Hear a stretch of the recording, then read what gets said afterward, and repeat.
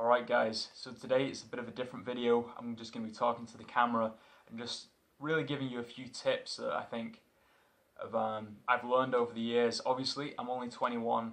There's not a chance that I'm going to know everything, and I've still got a lot to learn, but still I think the information that I'm going to give in this video would really benefit you, and this is information that you really should acknowledge, because I heard this when I first started lifting and stuff, but I ignored a lot of this advice, and because of that, consequently, it set me back, and not applying the tips that I'm going to give you now have only set me back in the long run, because I know the passion, the enthusiasm that a lot of people, especially like really, novice lifters, when you first start out, obviously I'm kind of late novice, intermediate in some of my lifts, but especially when you first go in the gym, you're so excited and you want to do everything, and you just want to progress and put weight on the bar straight away. But here are just a few things that I think you should know. We're going to be covering nutrition, we're going to be covering exercise, and also methods of recovery in this video. So 10 main points that I'm going to give you. This isn't an exhaustive list, but anyway, let's get into it. So first on the list is sleep. Now obviously it's a given. The more you sleep, the better your recovery is going to be, the more you're going to recover, and the better your workouts are going to be. This is so crucial. If you're not sleeping enough, you're not going to make the gains. You don't grow in the gym. You grow when you sleep, when you eat, when you're resting, relaxing. It doesn't happen when you're training. All you do when you train is stimulate the growth, stimulate the adaptation and strength.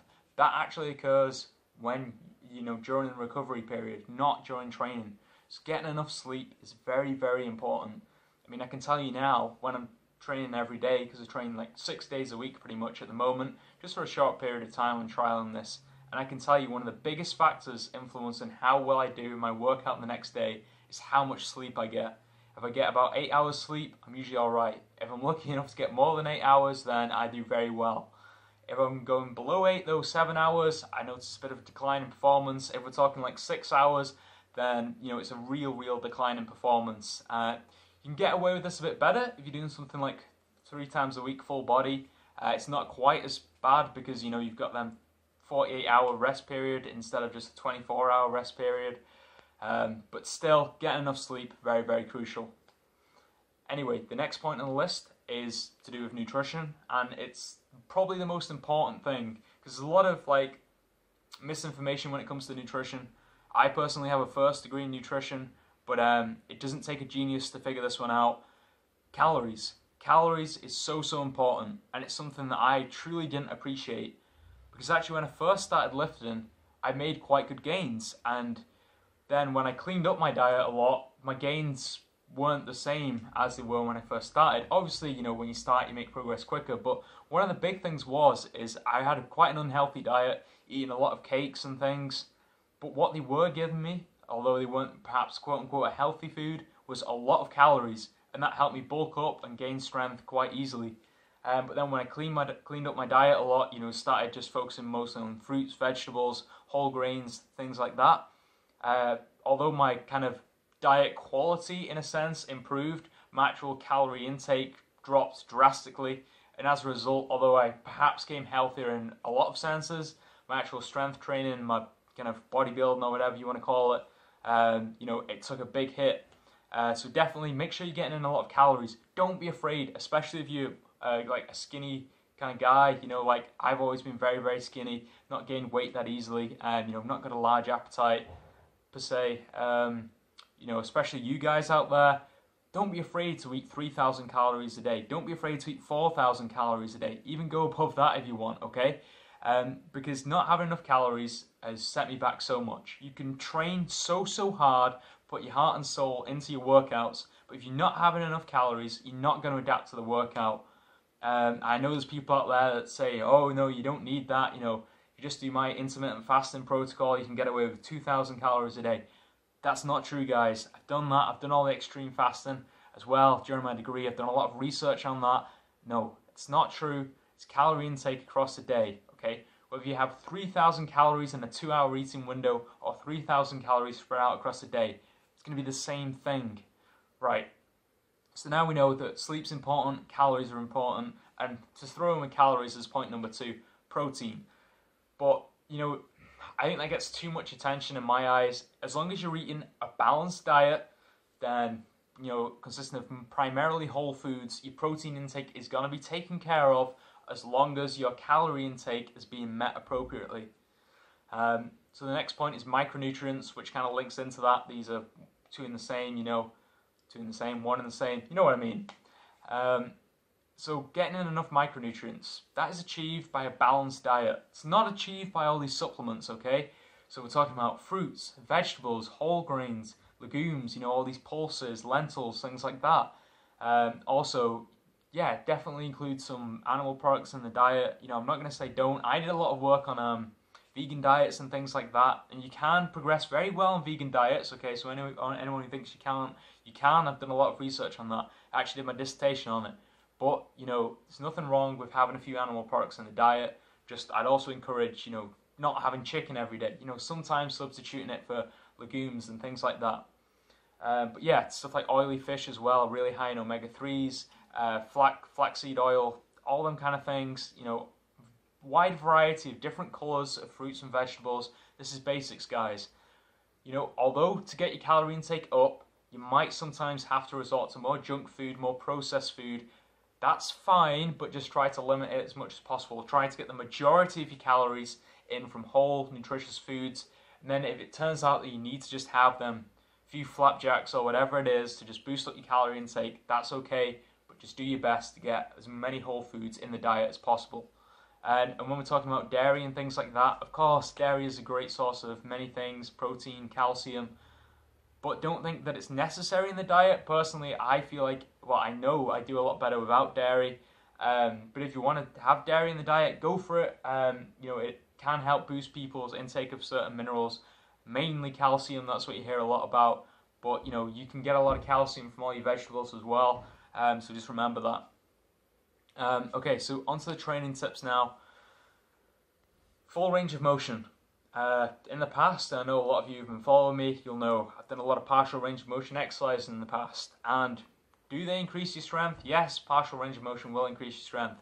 Will it make you bigger? Yes, it'll slightly make you bigger. But it's not the most effective way to go about it.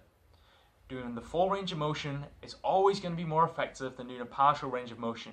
You're always going to build more muscle doing the full range of motion on the bench press, rather than if you to stop 2 inches short of the chest and like half repping it or whatever. Okay? Same with the squats. If you're only going halfway down and you have the mobility to, you know, correctly do the technique and go further down, you should be going further down in the squat. So none of that half squat stuff, you know, unless we're talking about like low bar squats and stuff, but you still wanting the crease of the hip to go below the knee, okay? Or the knee to be above the crease of the hip, whatever you prefer. But you get the picture. You know, doing rack pulls like above the knee, I've done them in the past. No. Or doing rack pulls even below the knee, no. The deadlift is still going to give you more gains in strength and size than any rack pull variation will. Okay, so that being said, the next step I want to give you training is progressive overload. So you want to be getting stronger over time.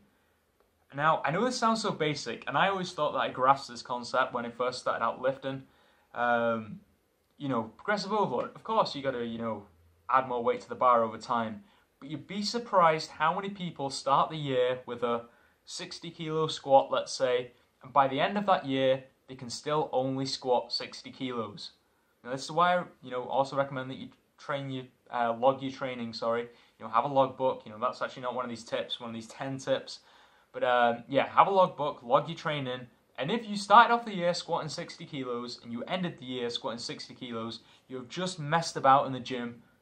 Point final, okay? No matter how many variations you've done, how much volume you've done, you still, if you can still only squat 60 kilos, you're not going to be stronger, you're not going to be bigger, okay? It is what it is. So yeah, you might think, oh, you might make a bit of progress with your squat at the start of the year, you might get up to 70 kilos or whatever, and then you just like taper off on some like one-legged pistol squat mission or something, and then it'll come to the end of the year and you can still only squat 60 kilos or whatever, you've regressed back to your baseline. So yeah, make sure you're getting stronger, make sure your training is facilitating that. If you're a novice, you know, in the novice category for strength, you should be gaining strength, so adding reps to the bar, adding weight to the bar, every single workout pretty much, okay? If your program isn't allowing that, then I'm going to go out and say that your program is not effective. You're probably doing something ripped by people on steroids or something. Yeah, because all these really high volume approaches that just get you burnt out. Not a fan of them. I've done that, like, you know, in that Arnold Schwarzenegger's Encyclopedia of Bodybuilding, his basic training programs that you put in that, and I, you know, believe that obviously as a young kid reading that. Yeah, I tried that and it literally crippled me. I got through a week of his basic training level 1 and I was so overworked and fatigued. Yeah, I was very overtrained. Yeah. Okay, so progressive overload, make sure you're getting stronger over time. So the next point, focusing on too many exercises. Now, when you first start out lifting, you might want to, you know, play around with a few exercises. Fine, go explore, go have fun, find out what exercises you like doing. Okay, that's fine. But don't spend too much time doing that. Because focusing on too many exercises, you aren't going to make the proper amount of gains that you could make, basically. You're going to be shortchanging yourself. What I would recommend is that instead of focusing on 10 different curl variations, I mean, I wouldn't even recommend that you do curls, but instead of focusing on 10 different curl variations, just focus on one curl variation, just say it's a barbell curl standard, and just get good at that. It's going to give you more gains than trying to get good at the barbell curl, the whatever it is, one arm concentration curl, I don't even know, easy bar curl, reverse curl, and all these variations. You get the point. Same thing with the deadlift. Don't try and get strong at the deadlift, the below the neck, excuse me. Instead of trying to get strong at all the rack pull variations and deadlifts as well, like trying to do deadlifts, below the knee rack pulls, above the knee rack pulls, really high 1-inch range of motion rack pulls, just focus on your deadlifts, okay? This, especially for novice lifters, definitely, you don't need any of that stuff. It's just going to shortchange yourself. Trust me, been there, I've tried it. Just focusing on deadlifts has got me way more gains than focusing on all these rack pull variations. Okay, so this brings me on kind of to my next point, which I've sort of touched on already. Excessive isolation work. As a novice, and in my experience, you know, running starting strength recently in this current program I'm on, and I might go back to starting strength as well. You know, that, anyway, getting off topic, so let's not go into that right now. But as a novice lifter, you don't need isolation exercises. Focus on your big compound lifts. Squat, deadlift, bench press, overhead press. If you really want to isolate something, just pick one thing and do an isolation for it. Don't go crazy with it. Just 3 sets of 10 or something is fine. So say if you really want to build your calves. Although for me, I would just say focus on your squats and deadlifts, and then once you've built that base, then you can throw in some isolation work for the calves if you want. But if you really think that you have to, and you've got a weak point, fine. Do a few calf raises or whatever. But don't start then isolating your biceps, your triceps, forearm curls, forearm extensions, and all that, neck curls, neck extensions. You don't need that, okay? You don't need that. Your compounds are going to cover that. And when you throw in all them isolations, you got to remember, it's not like, oh, more is more. No, it's not going to work that way. Because the more exercises you do, the more you spread it out, the less ability you have to recover, okay? So the more things you're trying to achieve at the same time, you're going to adapt slower to everything, rather than if you just narrowed your focus and got really strong, okay? Obviously, adding 200 pounds to your deadlift is going to do so much more than increasing 5 pounds on 20 different curl variations, or 20 different rack pull, reverse band, Jefferson style rack pull variations, okay? You get the point anyway. So, okay. Technique. Technique is a big one, and it's very difficult when you don't have a professional coach. Because what is realistically, guys, let's level with each other here. What happens? You don't instantly think, I want to start training, I want to start strength training, or weightlifting or whatever, I'm going to get a coach. Hardly anyone, in fact, I don't know anyone who has done that, okay? Some of you out there might be lucky enough or have a close family member or friend or something who was a coach, so you didn't have to go through this. What is going to happen is you're going to see some shitty video on YouTube, probably demonstrating bad technique, and you're going to just go and, you know, kind of do whatever motion you want for deadlift or something like absolute massive banana back deadlift or some horrific squat. You're probably not going to film yourself doing it. You're probably just going to assume that you're doing it right. You might watch one technique video once for 5 minutes and assume you know exactly what you're doing. But chances are you're going to start off with bad technique. you're not going to really bother about it until way down the road when you start getting all these injuries and you realise you've not really made any gains. So basically, the moral of the story is, once you ingrain these bad motor patterns, it makes it much more difficult to get out of. So is there anyone who's just started off lifting, or you've only been lifting for a month or two, please invest the money to get a proper coach, or at the very least, if you don't want to invest that, or you don't have the financial ability to do that, watch some good videos on techniques, stuff like starting strength videos, or any reputable source, but none of these like bullshit YouTube gurus, okay?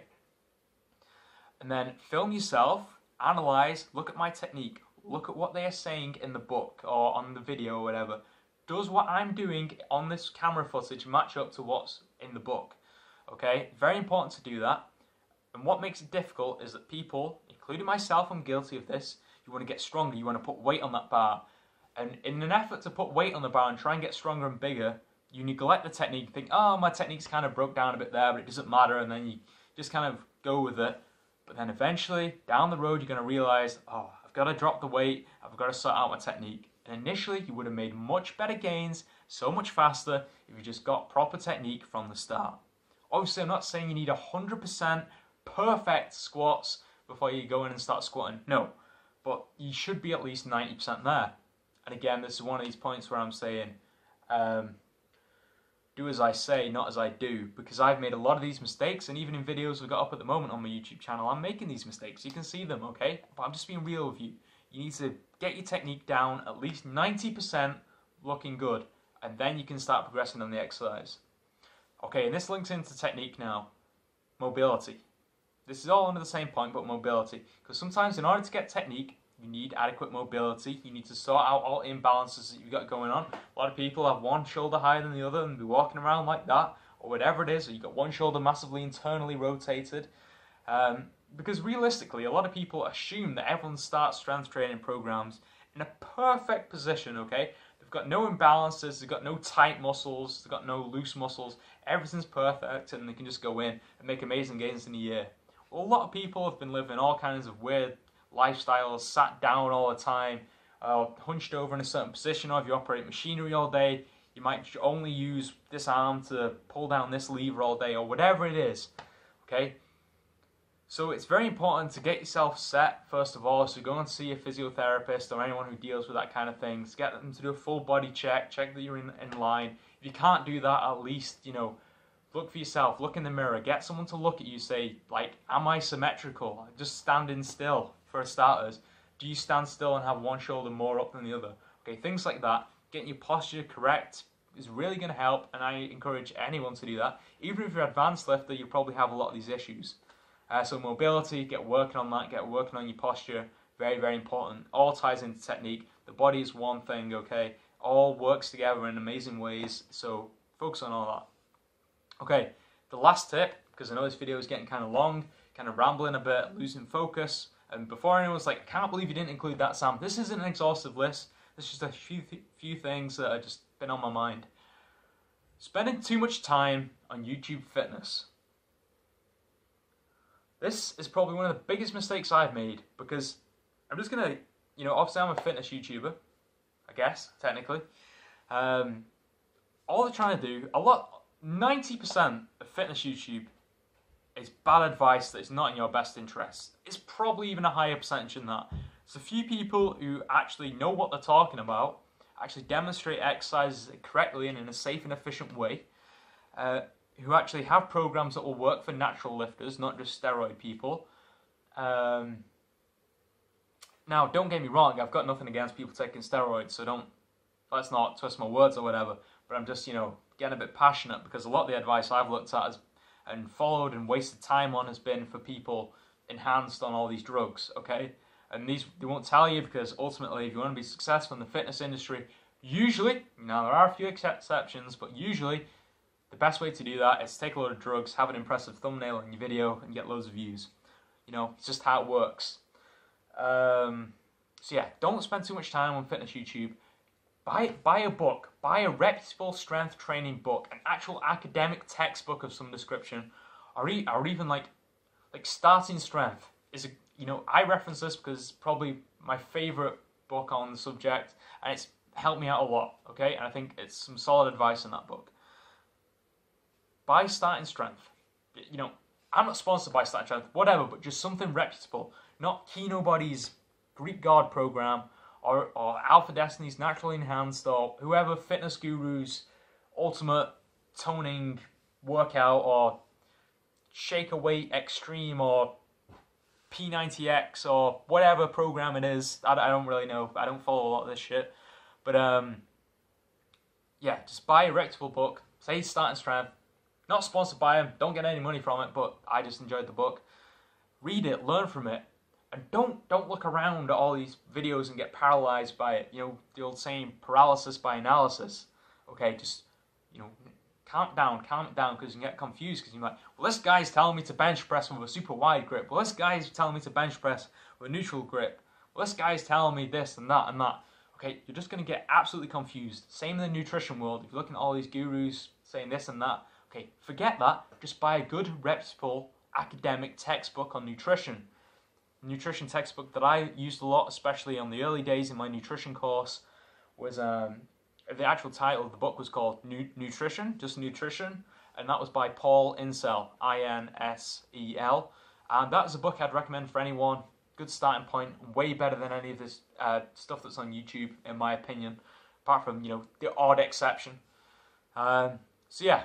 Hope that kind of made sense. I've just gone for it, not really written too many notes. This wasn't scripted, so apologies if I've rambled. But I hope you got some value from the video. And yeah, obviously, if there's another question you'd like to ask me, just ask it down below. Or if you'd like a video on a certain topic or something, I can get onto that. But yeah, I really don't make any YouTube money or anything like that, so I've not got invested interest in you know, giving you false information or something. I make zero money off YouTube, zero. So yeah, okay, I hope you guys enjoyed the video. Any questions, leave it down below, and I'll talk to you next time.